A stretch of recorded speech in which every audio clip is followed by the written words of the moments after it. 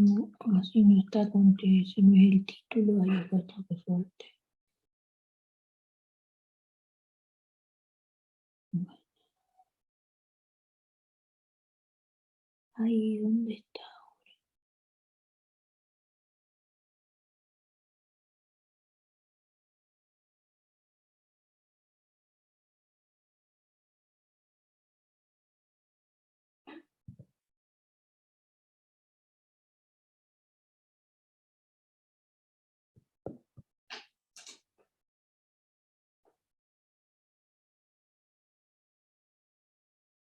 Bueno, para que entiendan mejor algunos conceptos del estado ácido-base, bueno, nosotros tenemos que estar en un equilibrio entre las sustancias que son ácidas y bases que forman parte de nuestro medio interno, y toda sustancia que es ácida es aquella que es capaz de ceder protones, y toda sustancia que es una base va a ser capaz de aceptar los protones.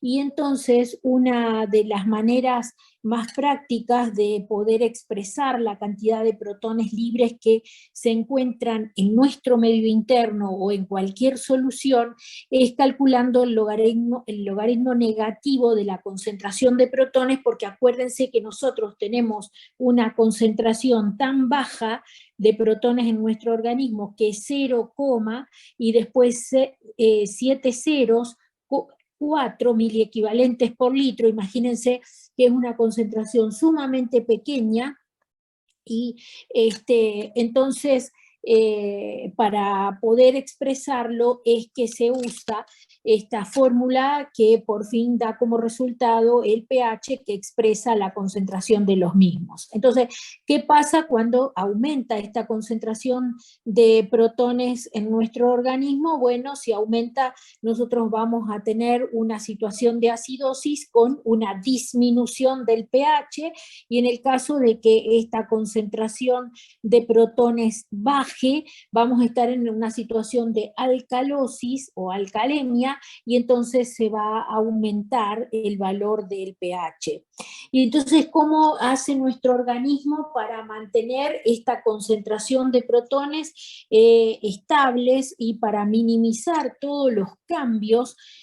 Porque estos cambios generan modificaciones grandes, entonces son márgenes muy estrechos los que cambian en la concentración de protones. Entonces el organismo tiene una serie de amortiguadores que ustedes ya los conocen, y son los tampones. Estos amortiguadores o tampones que se encuentran en nuestro organismo, el más importante entonces es el de la relación bicarbonato ácido carbónico, que va a ser capaz de neutralizar todos esos ácidos que se van a agregar a causa del metabolismo. Y esta es la fórmula de Henderson-Hasselbalch, es la ecuación por la cual se llega a que la concentración normal de protones en nuestro organismo, que se expresa como pH, el valor normal es 7.4, y puede variar entre 7.35 y 7.45, o sea que son valores que están dentro de un margen muy estrecho. Entonces, ¿de dónde sale? Del pK más el logaritmo, el antilogaritmo de la relación que existe entre el ácido carbónico y el carbonato, ácido carbónico, perdón, es al revés. El pK de la solución en donde están disueltos es una constante de disociación que nos va a dar 6.1, y después el antilogaritmo de la concentración de bicarbonato dividido la de ácido o la de ácido carbónico, que como el ácido carbónico es un ácido sumamente inestable y no se puede medir, se mide como PCO2, o sea, la presión parcial de dióxido de carbono, y a esto se lo multiplica por una constante que es 0,03, y entonces nos expresa la cantidad aproximada de ácido carbónico que veríamos en esa solución. Entonces, si hacemos la cuenta, es el antilogaritmo de 24 dividido 1.2, Eso nos va a dar 1.3 y más 6.1, que es la constante de disociación, se llega a la conclusión que la concentración se expresa como un pH de 7.4.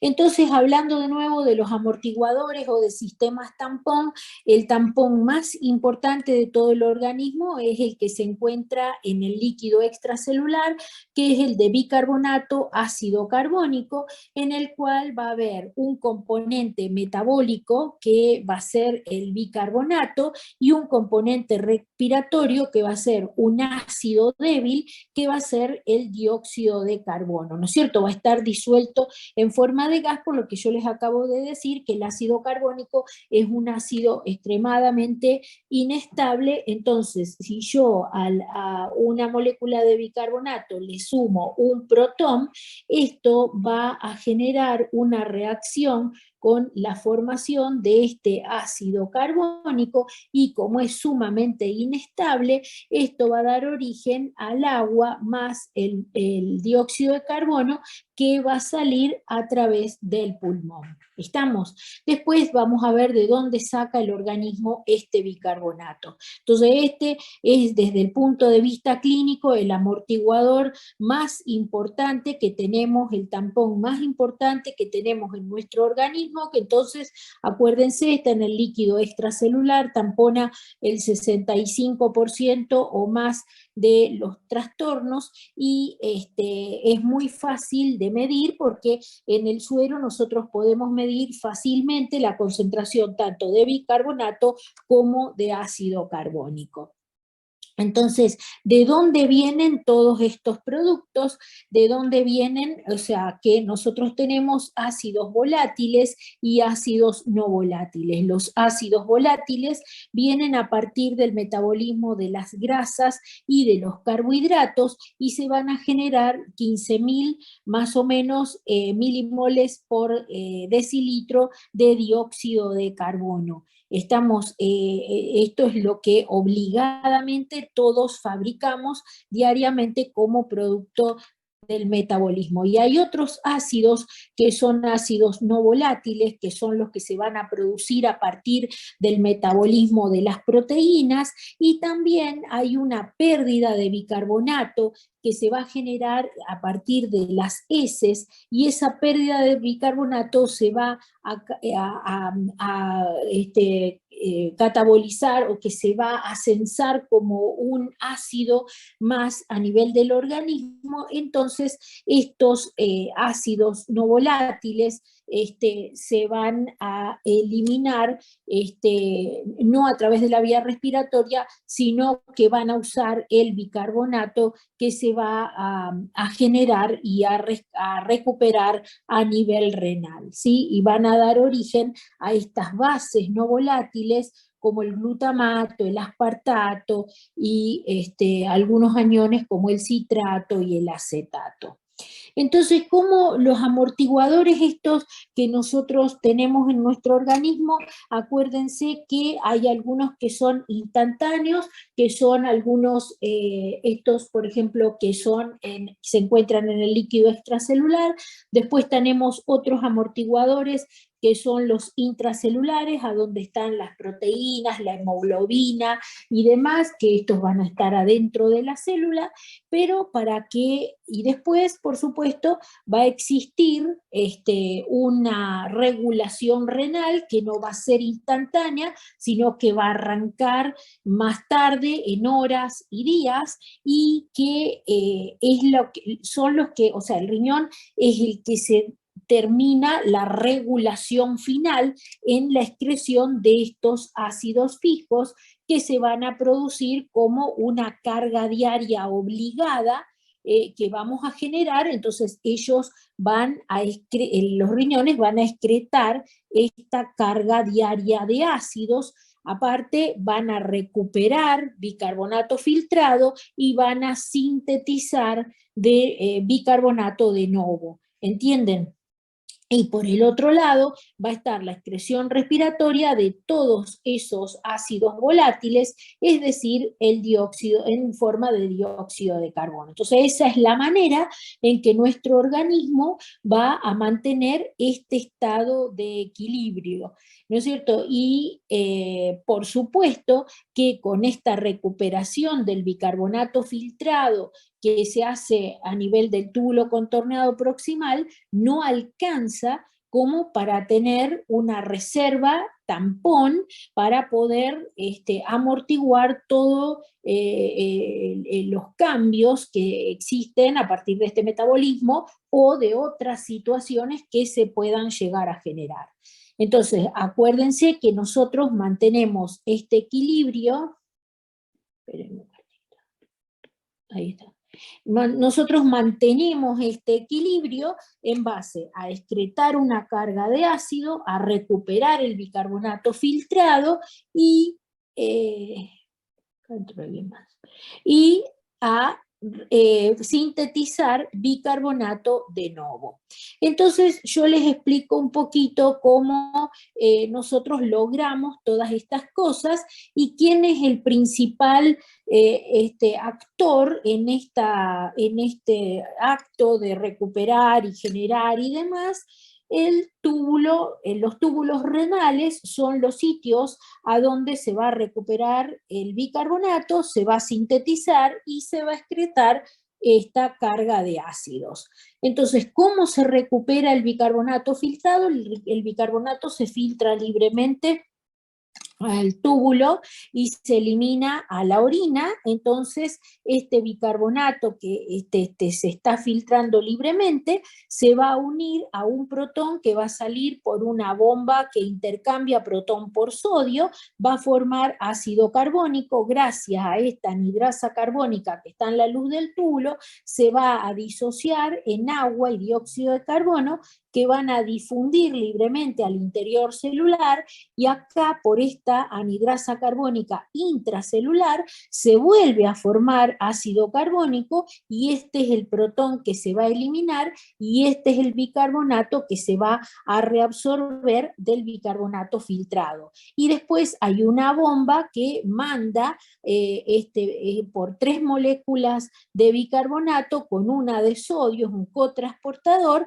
va a mandar bicarbonato hacia la luz del vaso, y lo mismo filtra también un bicarbonato lo intercambia con un cloro. Entonces esta es la manera en la cual en el túbulo contorneado proximal se va a recuperar el 75, el 70% de todo el bicarbonato filtrado. Y después falta una parte de la reabsorción de este bicarbonato que se va a generar en el asa ascendente de Henle. Ahí se va a terminar de reabsorber parte de este bicarbonato filtrado. Pero como yo les dije, esto no alcanza para cubrir las necesidades de tampón que tenemos en nuestro organismo. Entonces, bueno, es necesario sintetizar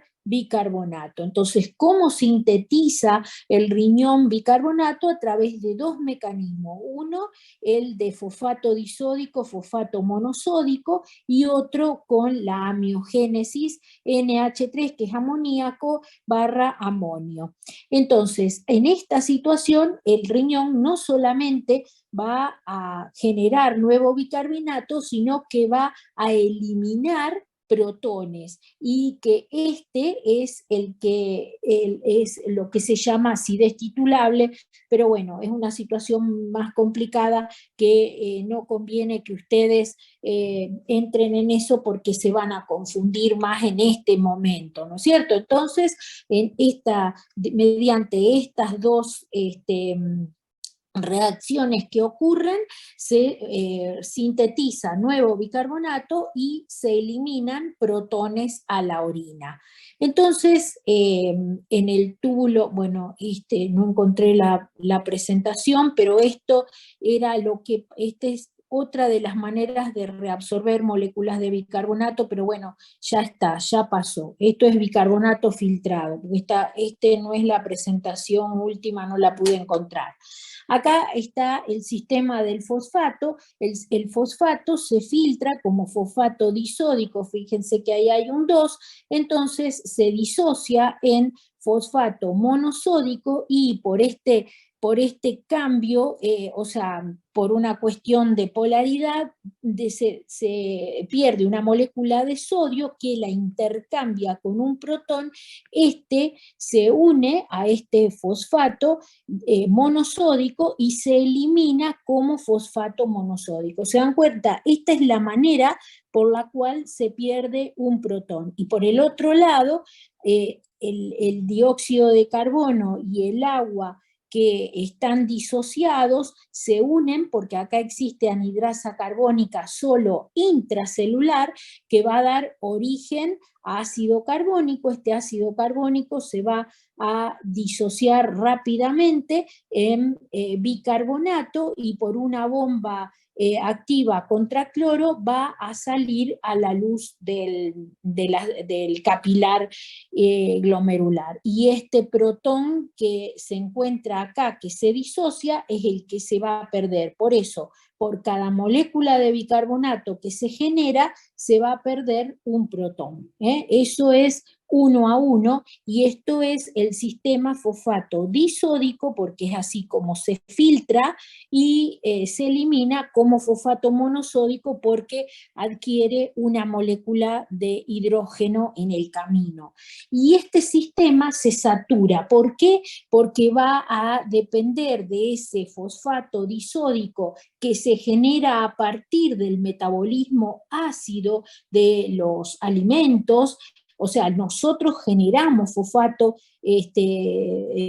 disódico en nuestro metabolismo habitualmente, y este se filtra como tal, pero tiene un porcentaje de saturación, depende de lo que se filtra. En cambio, la amiogénesis, que es otro sistema para poder eliminar protones y generar bicarbonato, que es mucho más complejo y que depende de la glutamina, es un sistema que nunca se satura porque depende de la producción de glutamina y de alfa-cetoglutamato a nivel de las células tubulares, y entonces esta glutamina y alfa-cetoglutarato dan origen al amonio y a una molécula de bicarbonato. Este amonio a su vez se disocia, pierde un protón, forma amoníaco. Este amoníaco después va a pasar al intersticio, o sea, va a pasar a la sangre, y a su vez, una vez que pase a la sangre, va a ser nuevamente excretado a nivel renal, o sea, este amoníaco va a dar la vuelta y va a volver a pasar al túbulo, va a salir acá y se va a unir a un protón y va a ser eliminado como amonio. ¿Se dan cuenta? Y por el otro lado es todo esto complejo a partir de esta difusión siempre de ácido carbónico y agua, da origen a, perdón, de dióxido y agua, da origen a ácido carbónico, que por la anhidrasa carbónica tipo 2 forma bicarbonato y pasa a la sangre peritubular, ¿no es cierto? Y bueno, por el otro lado, el mecanismo de la amiogénesis. Este mecanismo nunca se satura, a diferencia del otro. Acuérdense que un protón, un bicarbonato. En este caso se elimina como amonio y en el otro caso como fosfato monosódico. ¿Estamos? O sea, estos son los mecanismos que, bueno, son un poco complejos, y acá lo que más les tiene que interesar a ustedes es la manera por la cual se eliminan protones, ácidos fijos, que nosotros no volátiles, que nosotros fabricamos diariamente, y la generación del bicarbonato para que nos alcance la cantidad de bicarbonato y podamos tamponar y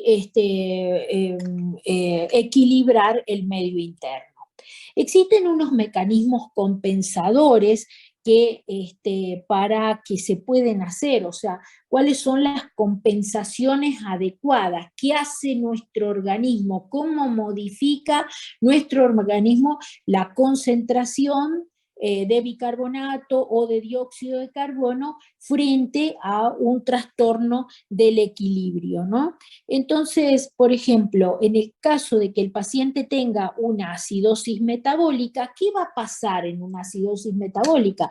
Va a haber una disminución en la concentración de bicarbonato. ¿Cuánto tiene que bajar ese bicarbonato? Y esa es la compensación. Entonces, por cada un miliequivalente, o sea, por cada vez que baje un miliequivalente la concentración de bicarbonato, desde 25, que es lo normal, la presión de dióxido de carbono tiene que caer entre 0,85 y 1,2 a partir de los 40 milímetros de mercurio. No sé si entienden, o sea, cuando el paciente está en acidosis metabólica y consume bicarbonato, la PCO2 debería descender estos valores para que nosotros consideremos que este mecanismo está compensado. O sea, hay una acidosis metabólica, la parte respiratoria tendría que responder de esta manera. De lo contrario, ¿qué va a pasar? Si no cae la PCO2, ¿qué va a pasar? Hay un trastorno metabólico y hay un trastorno respiratorio. ¿Se dan cuenta? O sea, es la compensación esperada, es el cálculo que nosotros habitualmente hacemos y decimos, no, no lo está compensando, tiene dos trastornos. Cuando hay una alcalosis metabólica, por cada miliequivalente de bicarbonato que aumenta a partir de 25, la PCO2 debería aumentar 0,7 milímetros de mercurio a partir de los 40. Cuando hay una acidosis respiratoria, y eso me parece que lo vieron con cocodorigo, por cada aumento de 10 milímetros de mercurio que aumenta la PCO2, la concentración de bicarbonato aumenta en 1 si es aguda y en 3 si es crónica. Y en la alcalosis respiratoria, lo mismo, por cada 10 milímetros de mercurio que baja la PCO2, la concentración de bicarbonato debería bajar 2 a 2,5 miliequivalentes por litro si es aguda, o 5 si es crónica. Entonces, estos son los mecanismos compensadores que nosotros tenemos que esperar ante los trastornos. ¿Te lo vas a acordar de memoria? Y por ahí si lo usás todos los días, sí. Pero de lo contrario, si no, si no, lo tenés que buscar. Lo buscás y sacás el cálculo, no te queda otra. Entonces, ¿cómo vamos a interpretar nosotros las alteraciones del estado ácido-base? Entonces, nosotros ante cualquier trastorno que detectemos del ácido base, primero tenemos que analizar de qué trastorno se trata, o sea, si el paciente está acidótico, si está alcalótico, si es metabólico, si es respiratorio, de dónde es, si es agudo, si es una cosa crónica, ¿no es cierto? Lo podemos ir estableciendo de acuerdo a la clínica y los antecedentes de nuestro paciente. En segundo término, está bien compensado, que es lo que acabamos de ver recién, o sea, ¿está respondiendo bien o el trastorno es mixto? ¿Y cuál es la causa del trastorno? Como para poder nosotros darle o establecer un tratamiento a este desequilibrio que el paciente tiene. Y lo cuarto es establecer bueno, esos son los tres preguntas que nos deberíamos hacer. Y hay 4 parámetros básicos como para poder nosotros hacer el análisis de este trastorno ácido-base. Primero, tenemos que fijarnos en el pH, que es lo que nos expresa la concentración de protones y que también nos va a indicar cuán grave está nuestro paciente.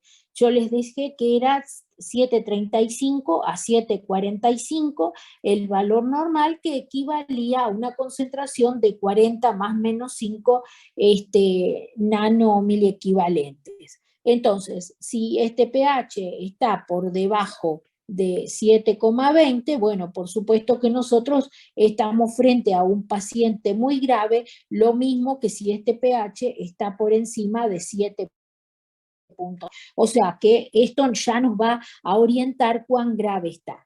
Segundo, tenemos que mirar la presión parcial de dióxido de carbono. ¿Por qué?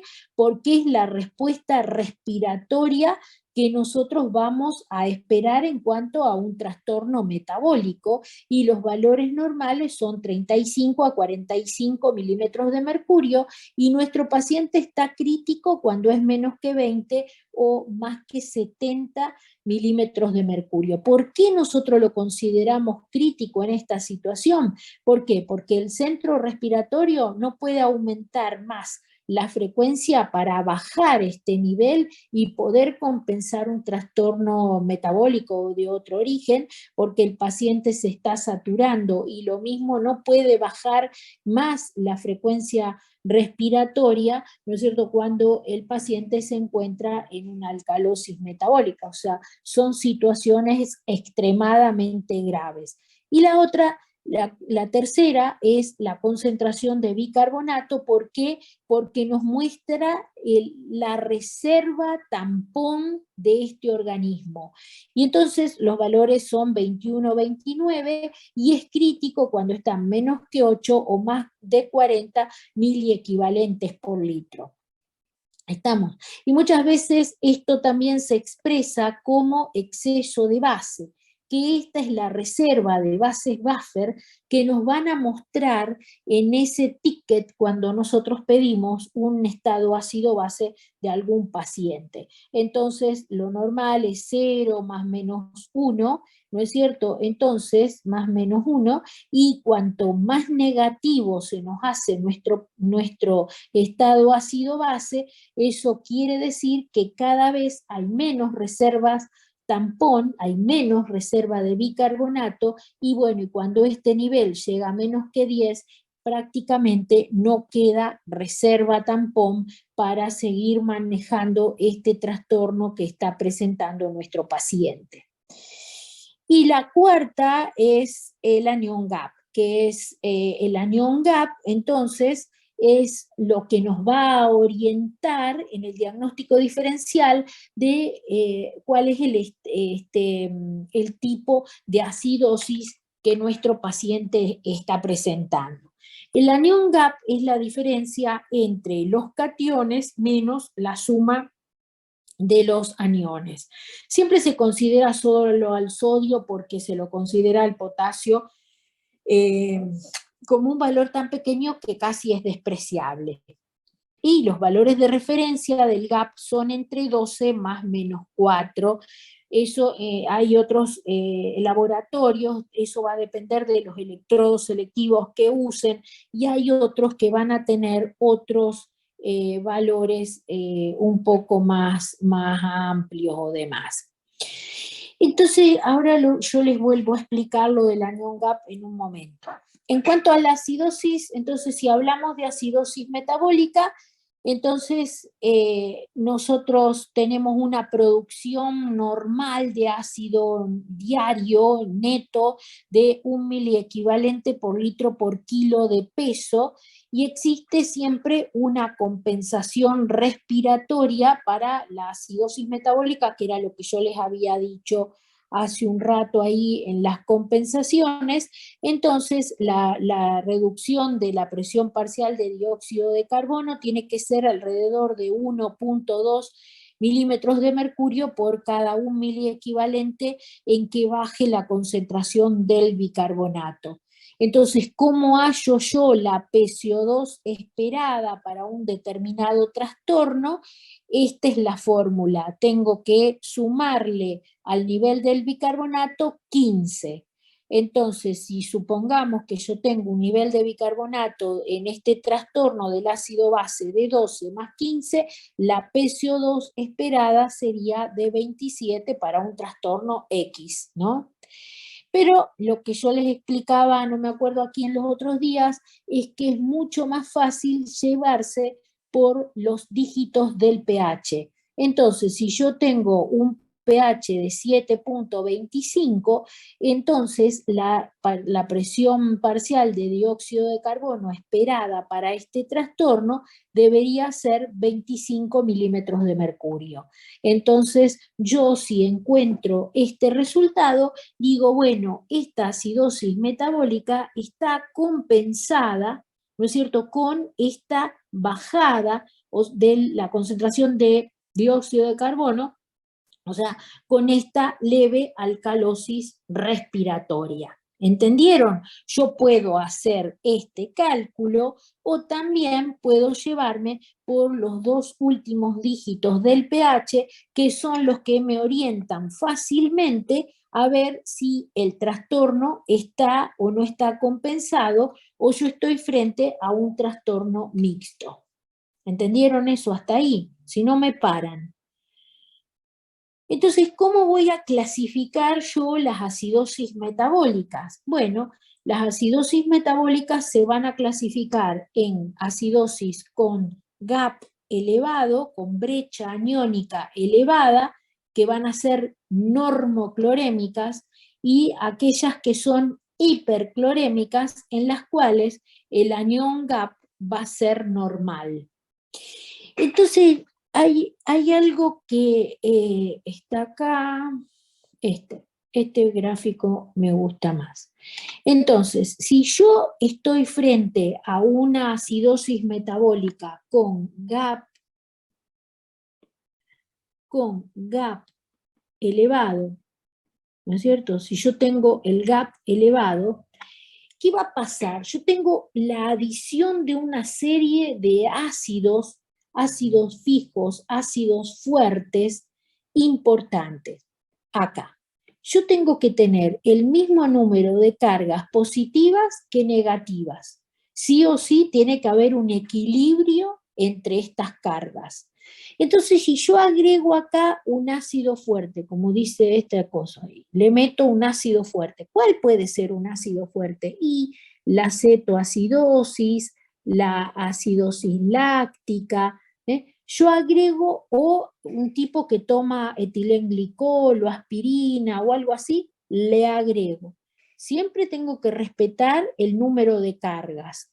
Entonces, ¿qué va a pasar? Si yo a este número de cargas que tengo acá como normal, que había dicho que era entre 8 y 12, el anión gap normal, ¿no es cierto? Y yo a esto le agrego, esperen un cachito, acá vino otro.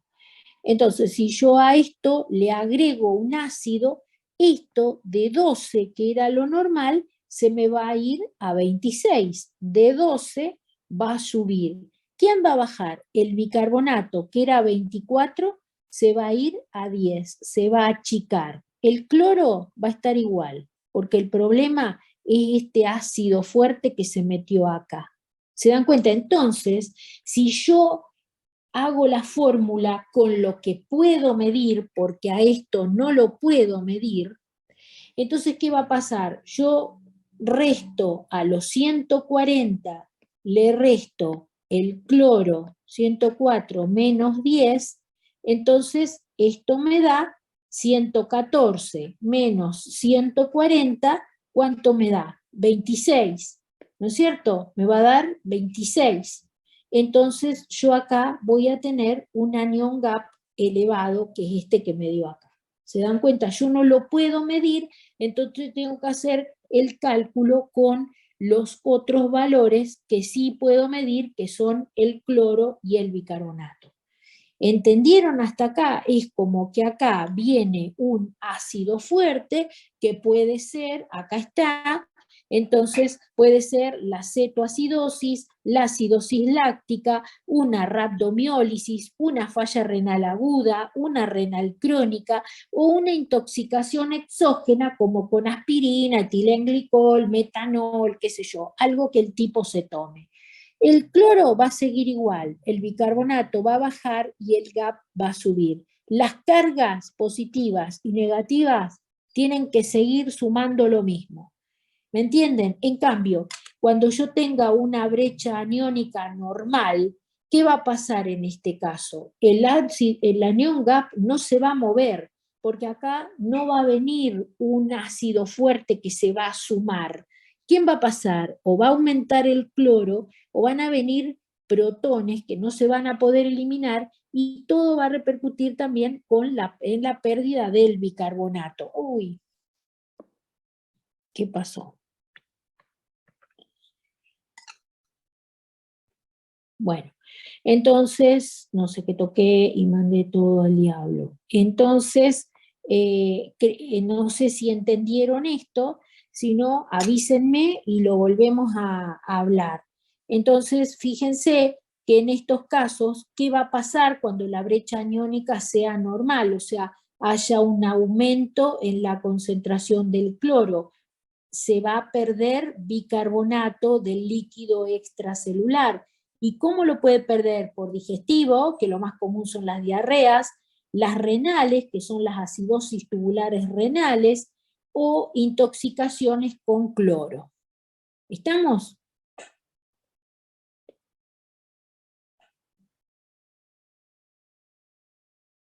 O sea, profe, que si vos perdés bicarbonato por una diarrea, automáticamente subiría el cloro. Si vos perdés bicarbonato, por supuesto, lo que vas a tener es una acidosis metabólica que va a ser a expensas de esta pérdida de bicarbonato, y al perderse bicarbonato, sí o sí tiene que subir el cloro para que sea el mismo número de cargas. ¿Te das cuenta? Va a aumentar este nivel de cloro. ¿Por qué? Porque no se va a poder tamponar, porque no va a haber la cantidad de bicarbonato necesario para hacerlo. Ya, gracias. Bueno, esto es lo que les acabo de explicar, o sea, cómo sacar la cuenta de la brecha aniónica, y esto es lo que acabamos de ver, y en este caso sería una acidosis metabólica con hiperclorémica. Fíjense que el cloro es lo que aumentó a expensas de una disminución del bicarbonato, y el anión GAP se mantiene estable. ¿Entendieron cómo es? Esa es la clasificación de la acidosis metabólica. Y acá están las causas de acidosis metabólica con anión GAP elevado, y acuérdense que las más frecuentes son la cetoacidosis diabética, la cetoacidosis por alcoholismo y por un ayuno prolongado, que son más difíciles de ver, pero bueno, a veces aparecen. Y después tenemos intoxicaciones que pueden ser por etilenglicol, aspirina o incluso por paracetamol, o también por insuficiencia renal crónica o aguda, los pacientes que están muy urémicos con estados muy avanzados de su falla renal.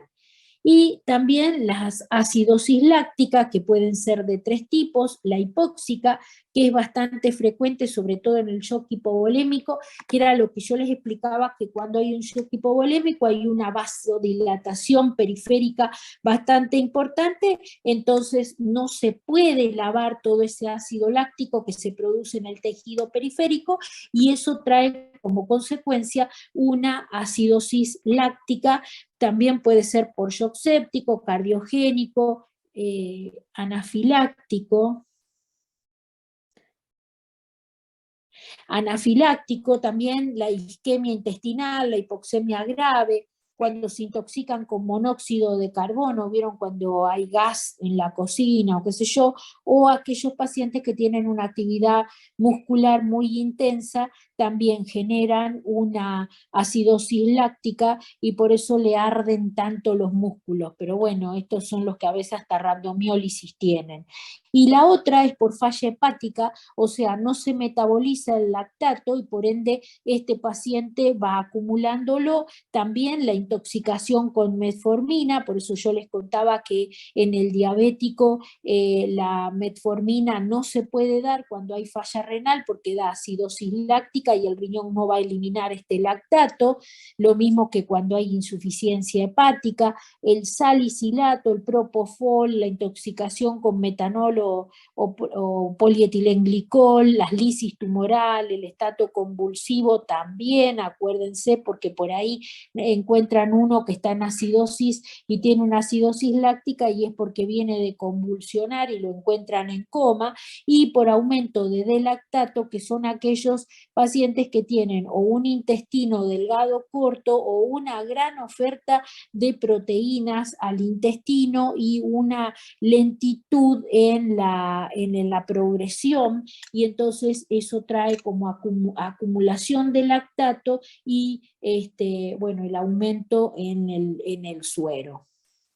Y la acidosis metabólica hiperclorémica, o sea, aquellos que tienen GAP normal, ¿qué puede pasar en estos pacientes? O bueno, o hay una disminución de primaria de bicarbonato, o de lo contrario hay un aumento de cloro en el plasma. Entonces, ¿cómo pueden ser estas pérdidas de bicarbonato? Bueno, pueden ser renales o pueden ser extrarrenales, como por ejemplo la diarrea crónica, que era lo que vos me preguntabas, te genera una pérdida obligada de bicarbonato.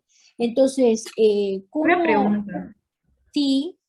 ¿Esto siempre ocurre así o sería en caso de que se esté compensando? O sea, no sé cómo. No, generalmente vos tenés mecanismos de compensación y estas cosas se tienen que arreglar solas. O sea, los mecanismos de compensación respiratoria se tienen que disparar, y por supuesto cuando vos corrijas la pérdida renal, o sea, frenes la diarrea, esto solo se va a corregir, pero ocurre. Lo que pasa es que ocurre en distintos grados de gravedad, y entonces en muchas situaciones no es necesario pincharle la arteria al paciente y medirle cómo está su estado ácido-base. O sea, si es una diarrea banal que nosotros la vamos a compensar, esto pasa. Pero, por supuesto, uno no lo mide porque no tiene sentido estar midiéndole. ¿Por qué? Porque no lo vas a corregir, porque no es una acidosis grave y porque es un paciente entero que tiene riñones que funcionan bien. Ahora, si tu paciente tiene manifestaciones como por ejemplo una PCO2 extremadamente baja y no lo compensa, o que tiene, o te das cuenta que hay una alteración en el nivel del sistema neurológico, porque empieza con obnubilación, bueno, entonces sí, vos vas a medir y lo vas a tener que corregir. O suponete que sea una situación crónica, entonces a vos te interesa medirle a tus pacientes el estado ácido-base, hacer el diagnóstico. ¿Para qué? Para evitar complicaciones, como por ejemplo, ¿se acuerdan que yo les había contado que en el caso del paciente con una IRC, uno trata de que su concentración de bicarbonato esté en 22 y no más baja? ¿Para qué? Para evitar todas las complicaciones que trae la acidosis. O en un niño que tiene, por ejemplo, una acidosis metabólica por una tubulopatía, entonces también vos lo vas a medir y lo vas a tratar de corregir para evitar que este niño sea un enano, sea un acidótico crónico y que tenga otras complicaciones con litiasis, con trastornos con el calcio y un montón de cosas más. Pero pasar, pasa. Lo que pasa es que todo depende de la gravedad de la acidosis, y entonces eso va a demandar la medición y el tratamiento. Y por supuesto los mecanismos de compensación. Entonces, ¿te quedó claro? Sí, gracias. Entonces, ¿cómo estudio yo una acidosis metabólica hiperclorémica? ¿Cómo voy a hacer para estudiar un hiperclorémico? El otro C tiene el GAP aumentado, entonces yo voy a medir cetoácido, ácido láctico, voy a hacer una evaluación de mi paciente, si está en fallo renal, fallo hepático, ¿entendemos, no?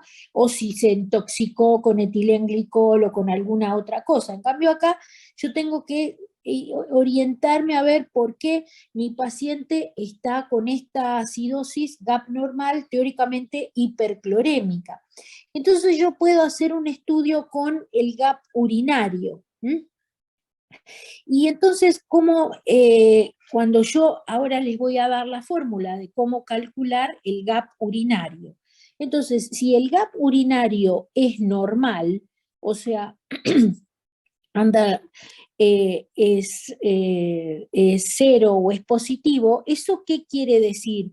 Que la pérdida renal de bicarbonato puede, o sea, lo más común es que sea extrarrenal, y si es una pérdida renal por bicarbonato, va a ser por una acidosis tubular renal proximal, que es lo que se llama síndrome de Fanconi, que son en realidad aquellos pacientes que habitualmente son niños, que son hereditarias, o los diabéticos que pierden de todo. Y de lo contrario es una pérdida extrarrenal por bicarbonato, como por ejemplo podría ser una diarrea o las derivaciones ureterointestinales, que son aquellos pacientes que por ejemplo tienen una neovejiga, y entonces estos pacientes tienen una absorción de, como la neovejiga se fabrica con intestino, ellos absorben protones de la orina y entonces generan esta acidosis hiperclorémica. No sé si me entienden. Las neovejigas las arman con colon y el colon se porta como colon y por eso absorbe protones, y por eso estos pacientes tienen tendencia a estar siempre ácidos y tienen esta hipercloremia. ¿Por qué? Porque absorben todos esos protones por ahí.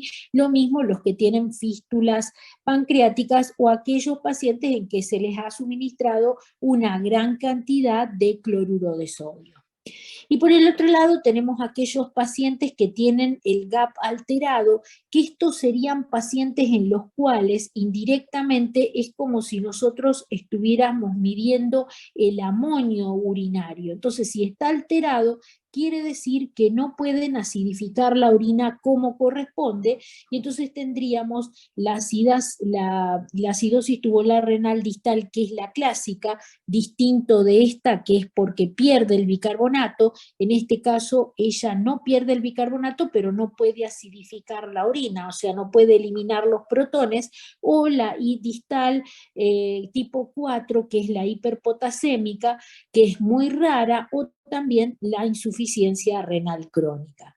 Entonces esto es para hacer el diagnóstico diferencial entre si es una acidosis por pérdida de bicarbonato o por falta de acidificación de la orina. Entonces, este GAP se usa para ver si el riñón genera el amonio o genera o acidifica la orina en forma normal. Y el GAP tiene que ser positivo o cero. ¿Y cómo lo hallo? Y el sodio más el potasio en la orina menos el cloro urinario. Entonces, esto me daría origen al catión GAP, que es el equivalente al amonio, que es lo que les acabo de decir. Por ejemplo, si nosotros tenemos una diarrea, el riñón va a estar bien y esta acidificación va a estar intacta.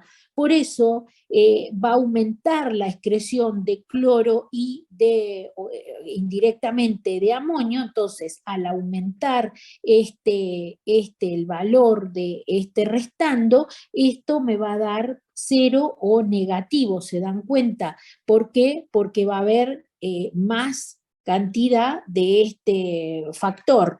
En cambio, en el caso de una acidosis tubular renal tipo 1, o sea, la distal, la que no puede acidificar la orina, va a haber un déficit de cloruro de amonio. Entonces, como este valor va a ser chiquito, la resta me va a dar positiva. ¿Entienden? Esto es como para hacer el diagnóstico diferencial, pero lo más importante que ustedes tienen que saber de acidosis, y no sé si acá termina, acá están las etiologías y qué hacer. Bueno, ahora yo les hago un resumen de esto. Entonces, en el caso de que la pérdida renal que la pérdida del bicarbonato sea extrarrenal, ya sea por diarrea, el hilio, las fístulas, los laxantes, las derivaciones ureterointestinales, productos que contengan ácido clorhídrico o la administración de cloruro de amonio o de ácido clorhídrico. Entonces, en todos estos casos, primero tratar de corregir con solución salina, el hilio corregir la causa, las fístulas la corrección y la somatostatina, suspender los laxantes y el cloruro de calcio, las derivaciones ureterointestinales son imposibles de corregir y por eso muchas veces a estos pacientes les terminamos dando un poco de bicarbonato, sobre todo esos pacientes que tuvieron un neo de vejiga y le arman una vejiga nueva con intestino, y por supuesto la suspensión de toda la administración de ácidos. Teóricamente, estos pacientes se tratan con la administración de bicarbonato, siempre y cuando sea necesario por la gravedad del caso. O sea, estos pacientes, ¿qué tienen? Tienen un déficit de bicarbonato, por eso hay que dárselos. Y cuando el origen de la acidosis hiperclorémica es renal, como las dos acidosis tubulares, tanto la proximal, que pierde todo, como la distal, que no puede acidificar la orina, o también la insuficiencia renal, o el hipoaldosteronismo, en los cuales se dan mineralocorticoides para que puedan perder el cloro, o en el caso de la hiperpotasemia, que eso hay que tener en cuenta, ¿no es cierto?, la gravedad de la hipercalemia, también se tratan con bicarbonato. La proximal, que es la de los niños, se trata con bicarbonato en dosis alta. ¿Por qué? Porque el Fanconi pierde todo, y pierde un montón de bicarbonato, y si vos no lo corregís, tenés un niño ácido de por vida, y eso es muy grave desde el punto de vista óseo, crecimiento y un montón de complicaciones más. En cambio, en el paciente que tiene una acidosis con GAP elevado, siempre hay que corregir la causa subyacente, ¿no es cierto? Por ejemplo, en el caso de que tenga la cetoacidosis, hay que darle insulina y agua, en el caso, o suero, ¿no? Suero e insulina, en el caso de la acidosis láctica, perfundirlo mejor o sacar las drogas que lo generaron, o en el caso del intestino corto, bueno, aflojar con el aporte proteico, o en los casos de intoxicaciones, lo mismo, sacar todo lo que fuera posible con las intoxicaciones, y teóricamente este paciente no recibe bicarbonato. En cambio, este paciente sí, es lo que yo les acabo de explicar recién. Pero hay situaciones que son compatibles con la vida. Por ejemplo, ¿cuáles? Un pH menor que 7,20. Cuando la PCO2 llega a 12 milímetros de mercurio. Cuando el exceso de base o la reserva bicarbonato es de menos 10, o cuando la concentración de bicarbonato es de 10 miliequivalentes por litro. En estos casos son graves. Este paciente está en el límite de la compensación, no puede bajar más la PCO2, no va a aumentar más la frecuencia respiratoria, no tiene más bicarbonato para tamponar. Por ende, este paciente, sea de el origen que sea, aunque sea de GAP elevado, vos podés darle dosis de bicarbonato, y tenés que siempre tener en cuenta si tienen diuresis. ¿Estamos? Entonces, hay límites de compensación, y esos límites de la compensación a veces exigen correcciones.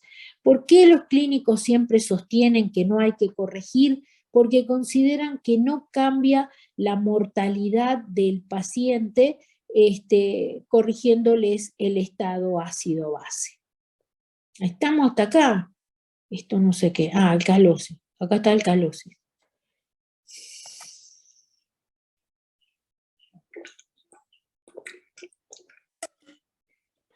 Bueno, sigo.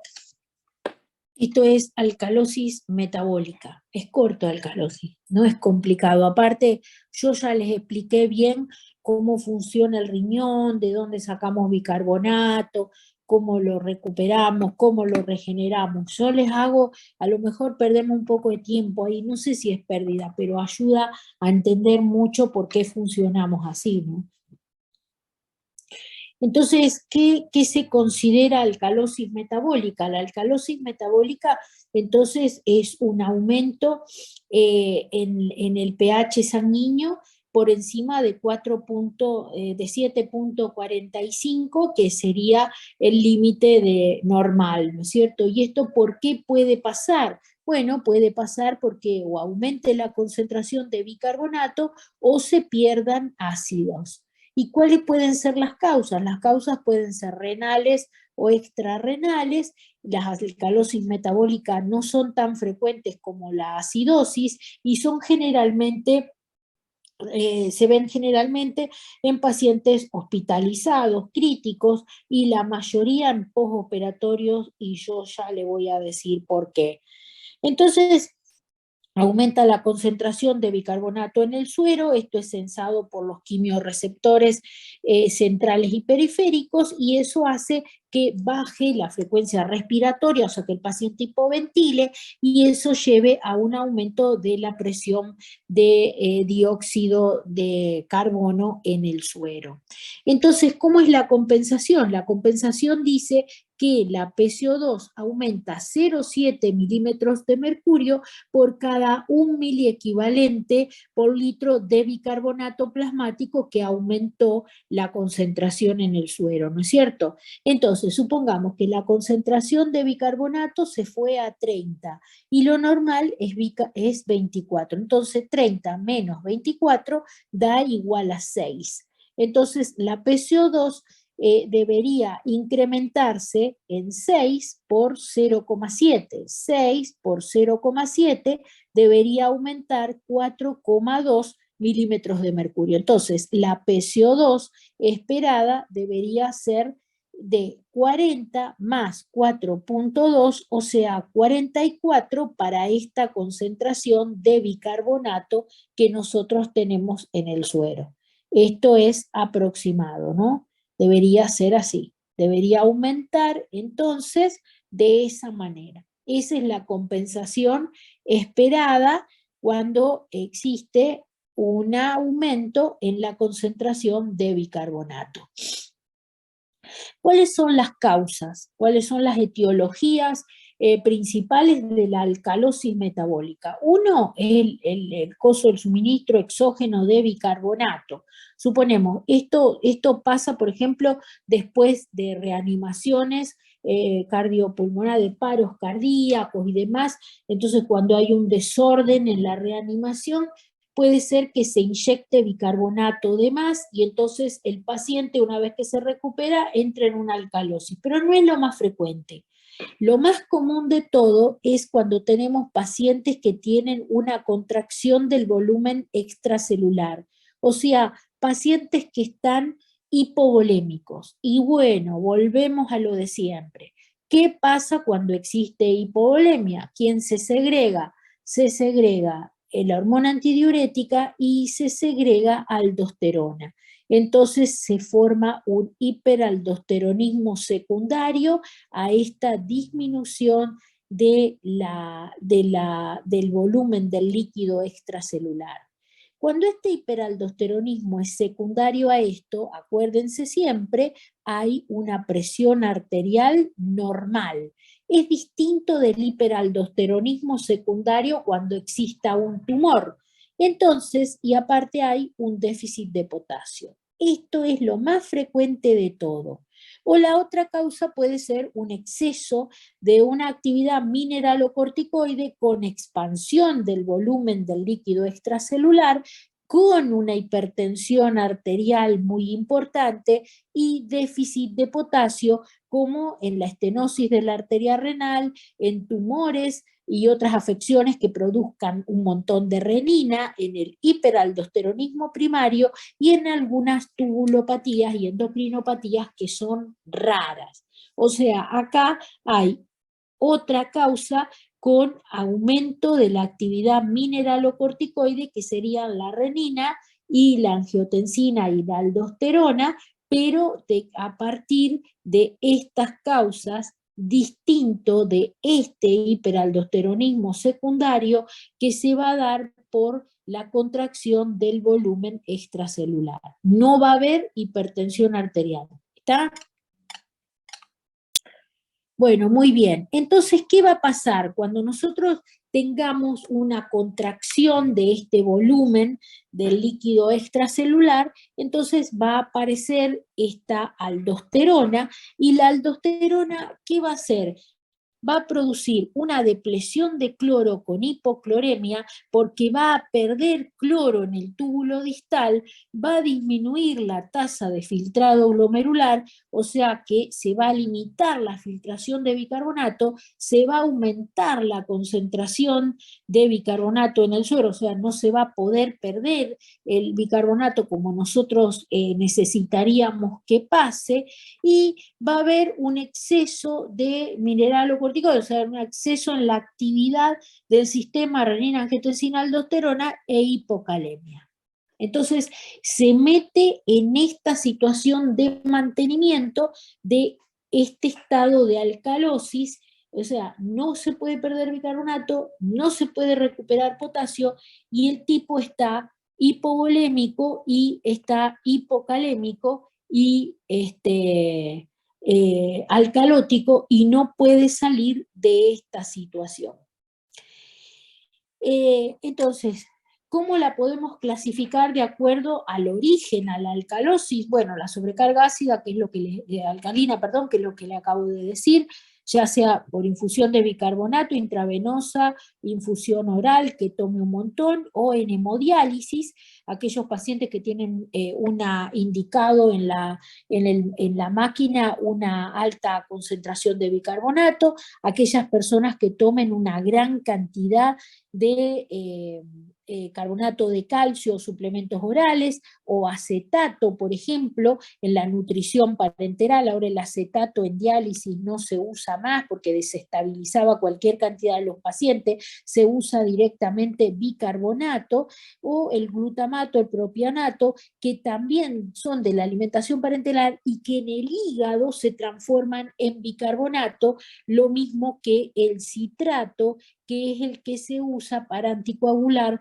las bolsas de transfusión. En las bolsas de transfusión, el doctor Agote hace 200 años atrás metió citrato para evitar que se coagulen, y entonces esto se transforma en bicarbonato a nivel hepático, y entonces si yo sobretransfundo a un paciente por alguna extra necesidad, bueno, me puede pasar que termine alcalótico. O también que el paciente pierda protones, por ejemplo, por una aspiración nasogástrica, como las sondas nasogástricas, o también por vómitos, o en la parte renal por diuréticos, o por los mineralocorticoides, como dijimos recién, porque impide la reabsorción de cloro.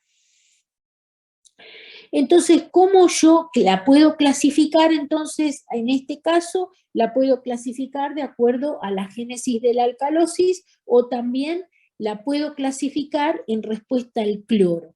¿Por qué yo digo en respuesta al cloro? Porque yo puedo evaluar cómo está el cloro urinario, y de acuerdo a eso darme cuenta si yo le suministro a mi paciente cloruro de sodio, al cloro lo voy a pasar como cloruro de sodio, mi paciente va a responder bien. ¿Por qué? Porque tiene el riñón sano. Entonces, el cloro en la orina va a ser menor que 20. Y entonces, ¿quiénes son los que van a responder al cloro? Aquellos que tengan pérdidas intestinales de ácido, ya sea por sonda nasogástrica o vómitos, la diarrea congénita perdedora de cloro o cloridrorrea, el adenoma velloso del recto, o pérdidas renales de ácido, que lo pueden generar las penicilinas, el citrato, los diuréticos, o después de una hipercamio. También la fibrosis quística, que genera una pérdida de cloro terrible y que es un causal de alcalosis metabólica. ¿Y quiénes van a ser resistentes al cloro y van a tener un montón de cloro en la orina? Los que tengan hipertensión arterial. ¿Y quiénes son estos? Los pacientes que tienen una hipertensión renovascular acelerada porque tienen una secreción de mineralocorticoides exógenos o tienen un hiperaldosteronismo primario, un Kushel, un Lidl o un Regalis. Y aquellos que tengan tensión arterial normal, y estos son frecuentes, son aquellos que usaron mucho diurético, tubulopatías, que son raras, los que tienen una depresión grave de potasios, los hipercalcémicos, los que hayan sufrido una administración de bicarbonato o los que usaron ampicilina, carbenicilina o penicilina. Entonces, para esto me sirve la medición del cloro en la orina, para saber qué respuesta van a tener. ¿Y cómo los voy a tratar? ¿Qué es lo que voy a hacer? ¿Qué voy a hacer yo con ese paciente que está en ese circuito cerrado, tóxico, en el cual está hipovolémico, alcalótico, hipocalémico? Entonces, yo lo primero que tengo que hacer, bueno, es suspender todo lo que sea administración de bicarbonato u otro álcali, y voy a tener que reponer este déficit con una solución de cloruro de sodio al 0,9%. Sí o sí yo tengo que reponer cloruro de sodio. Si yo lo tengo hipocalémico pero no le doy cloro, no voy a lograr corregir esa hipocalemia. ¿Por qué? Porque este paciente, si yo no lo expando y le doy cloro, no va a dejar de perder cloro y potasio en la nefrona distal porque la aldosterona va a seguir disparada. ¿Entienden? Entonces yo lo tengo que hacer todo junto. Lo tengo que expandir, le tengo que dar cloro y le tengo que dar el potasio. Y de esa manera lo voy a poder corregir. Entonces, el cloruro de potasio lo voy a indicar después que inicié la corrección de la alcalosis. Primero le doy cloruro de sodio y después el potasio, o se lo doy todo junto. Pero si yo le doy potasio solo, no lo voy a poder corregir. Y si mi paciente está muy grave, lo puedo hemodializar con una dosis baja de bicarbonato en el baño y listo. Y puedo hacer soluciones ácidas, que esto cada vez se usa menos porque se prefiere corregir a los pacientes con hemodiálisis. Y aquellos que son clororesistentes, entonces hay que suspender la administración de corticosteroides, de alguna manera hay que inhibir el eje renina-angiotensina-aldosterona porque son estos pacientes que están con un hiperaldosteronismo y no los podemos parar, pero es secundario a un tumor secretor de renina o de aldosterona, y puedo darle acetazolamida, que es un inhibidor de la anidrasa carbónica. Y se acuerdan que la anidrasa carbónica era la que fabricaba el bicarbonato y lo mandaba para la sangre peritubular, ¿se acuerdan? Entonces yo inhibo esta anidrasa carbónica con acetazolamida y entonces voy a aumentar la excreción de bicarbonato y le puedo dar una dosis de 250 a 300 miligramos una o dos veces por día. Ahí está. Entonces, estos serían los tratamientos. Y bueno, se puede tratar con ácido clorhídrico. Es muy difícil tratar a un paciente con ácido clorhídrico. Esto se puede hacer cuando el cloruro de sodio o el de potasio están contraindicados, cuando hay que hacer una corrección sumamente rápida, cuando el pH está por encima de 755 y mi paciente tiene una encefalopatía hepática y yo no le puedo corregir todos esos otros sustancias que el hígado no pueda metabolizar, que tenga una arritmia, que tenga una intoxicación o que el paciente tenga un estado alterado de la conciencia, pero yo creo que es más fácil ponerlo en hemodiálisis que hacerle ácido clorhídrico, que hay que administrarlo en 150 miliequivalentes de ácido clorhídrico en solución dextrosa, y hay que cambiar la tubuladura y el pomo del suero cada más o menos hora o 2 horas, porque lo desnaturaliza y por supuesto tiene que ir a una vía central. Bueno, no sé si me quieren preguntar algo. No sé si les sirvió.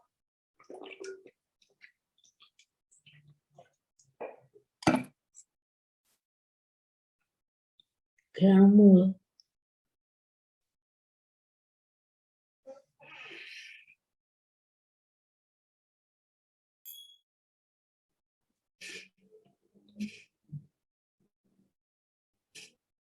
Profe, me perdí un poco cuando hablaba de la fisiopatología de esta última, la alcalosis, pero el tratamiento con expansión básicamente es porque vos buscás que pierda mucho bicarbonato y que a su vez esa liberación de bicarbonato, digamos, la estés compensando vos con el cloro que le estás aportando en la solución fisiológica, básicamente. Claro, porque el tema es así, cuando la alcalosis metabólica, la más frecuente de todas, es aquella alcalosis que se genera por contracción de volumen, o sea, son pacientes que habitualmente pierden mucho volumen, entonces disparan el sistema renina-angiotensina-aldosterona, y la aldosterona genera una pérdida de ácidos a nivel del túbulo distal, o sea, no reabsorbe ni potasio ni cloro. ¿Por qué? Porque ella, como está disparada por una hipovolemia, ¿qué va a tratar de hacer? Va a tratar de reabsorber sodio, ¿viste? Y existen unos canales que se llaman los canales ENaC en el túbulo distal, en el colector, perdón, y que esos túbulos, esos canales se abren para que entre sodio y se sigue perdiendo potasio. Y eso arrastra cloro. También junto con el potasio se pierde el cloro. Entonces, este paciente que está contraído, está perpetuado con un hiperaldosteronismo secundario a su hipovolemia. Esa es la causa más frecuente. ¿Por qué te cuento? Yo les dije y después me olvidé de aclarárselo. ¿Por qué esto es más frecuente en los pacientes internados? Porque son pacientes que están, por ejemplo, en las coronarias, sujetos a tratamientos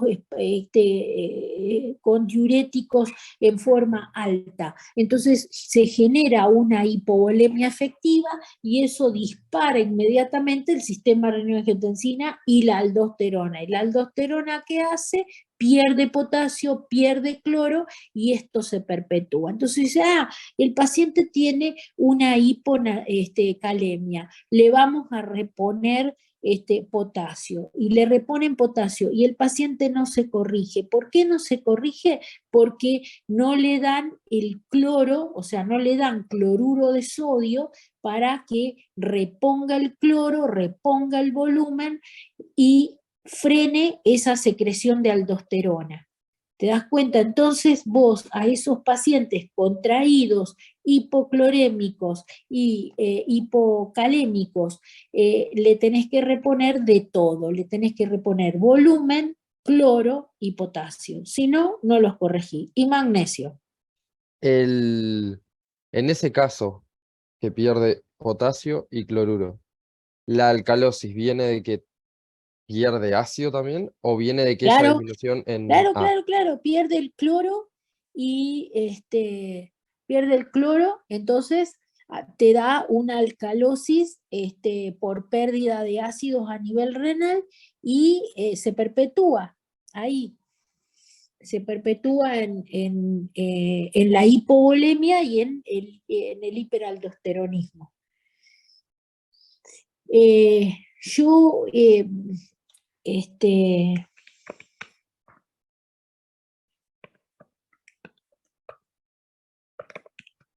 no sé cómo lo encontré hoy, no sé cómo hice. Qué sé yo, acá esto ahora.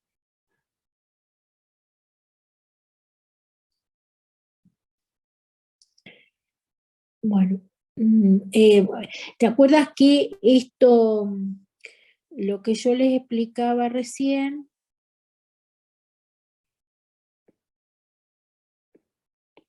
Yo porque me acordaba del gráfico que hizo cuando explicó lo de anion gap, y si básicamente se está perdiendo cloro, capaz la alcalosis viene de que aumenta el bicarbonato para compensar la parte de aniones, digamos.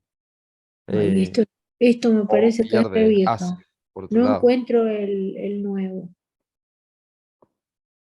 No sé dónde está, qué sé yo. Este gráfico, este es el que vos me decís. Claro, No, o vos en me este hablás de caso, alcalosis, espera, esto es una presentación, es otra presentación, qué sí. sé yo. No encuentro la que les pasé acá. Espera, alcalosis metabólica, esto. Acá, Eh, no, no. este, No, no, era el gráfico que diste en acidosis, en realidad lo diste en acidosis metabólica y yo pensé al ah, revés. Dije, si pierde ah, cloro, a lo mejor compensa aumentando la cantidad de bicarbonato, cosa que no creo, o si no era que en la pérdida de cloro y de potasio pierde ácidos también. No sí, sé sí, por qué sí. lado venía la mano en la eh, alcalosis. o sea, vos me estás preguntando de alcalosis, Sí, sí, sí, alcalosis, esta última que mostraste. esta acá. Sí, sí, esa misma. No entendía cómo eh, se formaba la alcalosis, digamos, por pérdida de cloruro y de ah, potasio. ajá, esto es culpa del hiperaldosteronismo. O sea, ¿esto por qué? Porque hay una contracción del volumen. Entonces, esa contracción del volumen circulante en la mácula densa genera un hiperaldosteronismo secundario.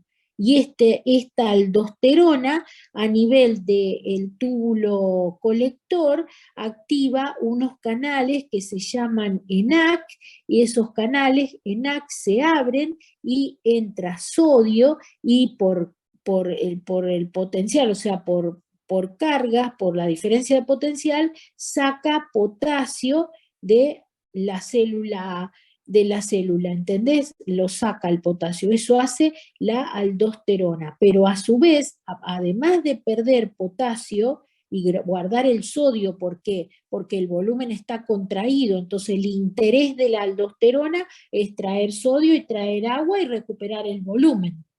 ¿Te das cuenta? Y recuperar el estado de perfusión Claro, sí, normal. sí. ¿Entiendes? Entonces, a nivel distal pierde potasio y también pierde cloro. Y entonces esto se perpetúa.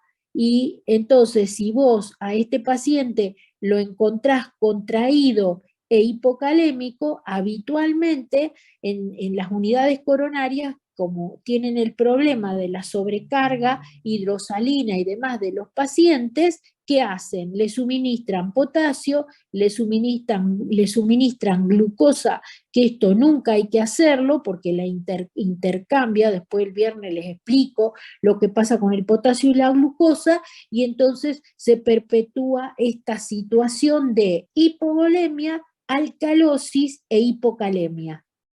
Todo culpa de este hiperaldosteronismo, pero es un hiperaldosteronismo secundario fisiológico. ¿Por qué? Por la hipovolemia.